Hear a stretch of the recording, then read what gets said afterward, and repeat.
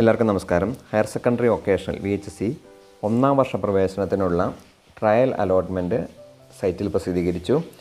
Site link description ബോക്സിൽ നൽകിയിട്ടുണ്ട്. അതിൽ ക്ലിക്ക് ചെയ്ത് സൈറ്റിലേക്ക് എത്തിച്ചേരാവുന്നതാണ്. നിങ്ങളുടെ മൊബൈൽ ഉപയോഗിച്ചും നിങ്ങൾക്ക് ഈ ട്രയൽ അലോട്ട്മെൻറ്റ് റിസൾട്ട് പരിശോധിക്കാവുന്നതാണ്.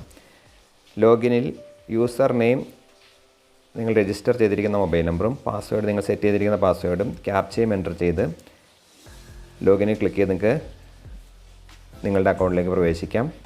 പാസ്വേഡ് മറന്നുപോയവർ ഫോർഗോട്ട് പാസ്വേഡ് എന്ന ഓപ്ഷൻ ഉപയോഗപ്പെടുത്തുക. ലോഗിൻ ചെയ്ത് വരുമ്പോൾ നമുക്ക് 3 ഓപ്ഷൻസ് കാണാം. Application, allotment result, rank details. ഇതിൽ അലോട്ട്മെൻറ്റ് റിസൾട്ട് എന്നുള്ളതിലാണ് നമ്മുടെ അലോട്ട്മെൻറ്റ് കാണുവാനായിട്ട് സാധിക്കുന്നത്. അലോട്ട്മെൻറ്റ് റിസൾട്ട് എന്നുള്ളതിൽ ക്ലിക്ക് ചെയ്ത് കഴിയുമ്പോൾ നിങ്ങൾക്ക് congratulation, you have got allotment, നിങ്ങളുടെ അലോട്ട്മെൻറ്റ് കിട്ടിയിരിക്കുന്ന ഡീറ്റെയിൽസ് അവിടെ ലഭ്യമാകും. അലോട്ട്മെൻറ്റ് ഡീറ്റെയിൽസ് നമുക്കിവിടെ ഡൗൺലോഡ് ചെയ്തെടുക്കാവുന്നതാണ്. അടുത്ത താഴെയുള്ള ഓപ്ഷൻ റാങ്ക് ഡീറ്റെയിൽസ് എന്നുള്ള ഓപ്ഷനാണ്. റാങ്ക് ഡീറ്റെയിൽസ് എന്നുള്ളതിൽ നമ്മുടെ റാങ്ക് നമുക്ക് പരിശോധിക്കാം.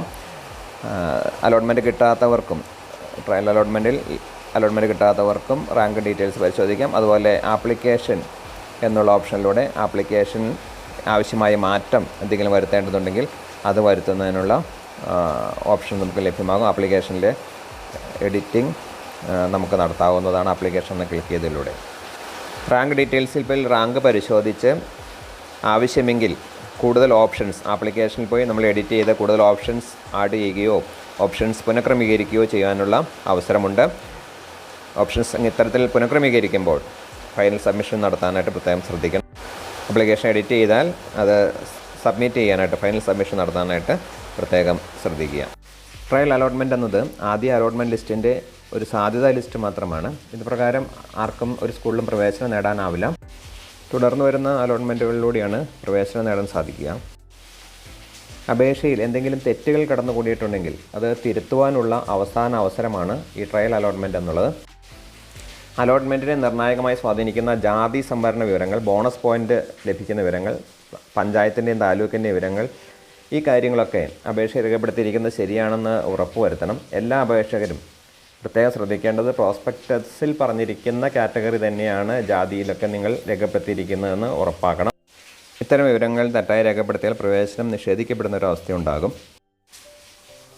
SLC റിവാലുവേഷൻ വഴി മാർക്ക് വ്യത്യാസം വന്നിട്ടുള്ളവർ ലോഗിൻ ചെയ്ത് ഗ്രേഡ് വിവരങ്ങൾ പരിശോധിച്ച് ഗ്രേഡ് മാറി വന്നുവെന്ന് ഉറപ്പാക്കി സേവ് ചെയ്ത് കൺഫർമേഷൻ ചെയ്യേണ്ടതാണ്. ട്രയൽ അലോട്ട്മെൻറ്റിൽ റാങ്ക് നോക്കുമ്പോൾ റാങ്ക് ഒത്തിരി താഴെയാണ് എന്നുള്ളതുകൊണ്ട് ഭയപ്പെടേണ്ടതില്ല. മുഖ്യ അലോട്ട്മെൻറ്റിൽ തന്നെ 3 അലോട്ട്മെൻറ്റുകൾ ഉണ്ടാകാറുണ്ട്. ഇതുകൂടാതെ സപ്ലിമെൻ്ററി അലോട്ട്മെൻറ്റുകൾ ഉണ്ടാകാൻ സാധ്യതയുണ്ട്. അതുകൊണ്ട് റാങ്ക് ഒത്തിരി താഴെയാണ് എന്നുള്ളതുകൊണ്ട് അഡ്മിഷൻ കിട്ടുകയില്ല എന്ന് ആശങ്കപ്പെടേണ്ട കാര്യമില്ല. ആവശ്യമെങ്കിൽ കൂടുതൽ ഓപ്ഷൻസ് ആഡ് ചെയ്യുക. മുന്നോക്കക്കാരിലെ പിന്നോക്കക്കാർ EWS ക്ലെയിം ചെയ്യുന്നവർ അഡ്മിഷൻ സമയത്ത് റവന്യൂ അധികാരികളിൽ നിന്നുള്ള സർട്ടിഫിക്കറ്റ് ഹാജരാക്കണം. ഈ സർട്ടിഫിക്കറ്റ് ഉണ്ടെങ്കിൽ മാത്രമേ അത് ക്ലെയിം ചെയ്യാമുള്ളൂ എന്നുള്ള കാര്യം ഓർമ്മപ്പെടുത്തുന്നു. ട്രയൽ അലോട്ട്മെൻറ്റ് പരിശോധിക്കുന്നതിനും തിരുത്തലുകൾ വരുത്തുന്നതിനും അനുവദിച്ചിരിക്കുന്ന സമയം മെയ് 28 വൈകുന്നേരം 5 മണി വരെയാണ്. ഈ സമയപരിധിക്കുള്ളിൽ ചെയ്യുവാനായിട്ട് ശ്രദ്ധിക്കുക. തിരുത്തലുകൾ വരുത്തിയാൽ ഫൈനൽ കൺഫർമേഷൻ കൊടുക്കുക. എല്ലാവർക്കും അവരാഗ്രഹിക്കുന്ന സ്കൂളുകളിലെ കോഴ്സുകളിൽ തന്നെ അഡ്മിഷൻ ലഭിക്കട്ടെ എന്ന ആശംസയോടെ നിർത്തുന്നു. നന്ദി, നമസ്കാരം.